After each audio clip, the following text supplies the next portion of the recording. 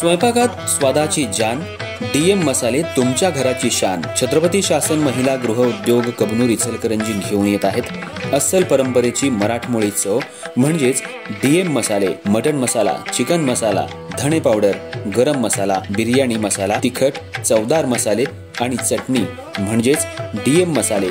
तर आजच आपल्या जेवणाची रंगत वाढवण्यासाठी केमिकल विरहित डीएम मसाले, गृहिणींच्या मनातले मसाले आणि चटणी अवश्य वापरा। डीएम मसाले महिला बचत गटाद्वारे करणारे स्वच्छ माफक दरामध्ये म्हणजेच डीएम मसाले। संपर्क दिव्याताई मगदूम, मोबाईल 91 30 80 22 55।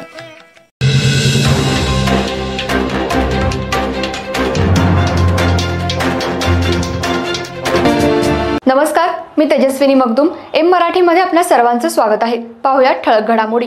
इचलकरंजी शहरात महाराष्ट्र नवनिर्माण सेनेच्या वतीनं पंचगंगा नदी प्रदूषणमुक्त करा या मागणीसाठी आज महापालिका अतिरिक्त उपायुक्त सुषमा शिंदे यांना निवेदन देण्यात आलं।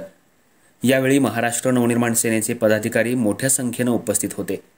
कोल्हापूर जिल्ह्यातले इचलकरंजी शहर हे 3 लाखांहून जास्त लोकसंख्या असलेलं शहर आहे। गेल्या कित्येक वर्षांपासून या शहराची वरददायिनी असलेली पंचगंगा नदी ही प्रदूषित आहे। पंचगंगा प्रदूषणाचा प्रश्न शहराला इतक्या जिव्हारी लागलाय की नदी उशाला आणि कोरड घशाला अशी अवघ्या शहराची परिस्थिती झाली आहे। त्यामुळे गेल्या दशकभरापासून शहराला इतर ठिकाणाहून पाणी आणण्याची धडपड सुरू आहे। पण योजना आखली की प्रत्येक गावातून शहराला पाणी देण्यासाठी गावातल्या स्थानिकांकडून विरोध केला जातो। जाणून बुजून ह्यामध्ये राजकीय पोळ्या भाजल्या जातात आणि योजना बारगळली जाते।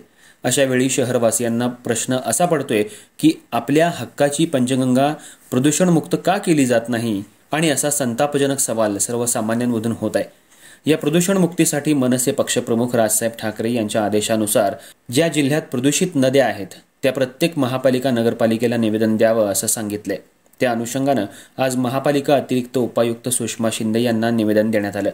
या निवेदनात महापालिकेकडून पंचगंगा प्रदूषणमुक्तीसाठी काय उपाययोजना केल्या जात आहेत, शहरातल्या प्रोसेसचं केमिकलयुक्त सांडपाणी थेट पंचगंगेत मिसळलं जाते त्यावरती कायमस्वरूपी उपाययोजना का केली जात नाही, थोरात चौक परिसरातले कत्तलखान्याचे दूषित पाणी थेट काळ्या ओढ्याद्वारे नदीत मिसळलं जातं ह्यावरही कारवाई का केली जात नाही, अशा मागणीचं निवेदन देण्यात आलं।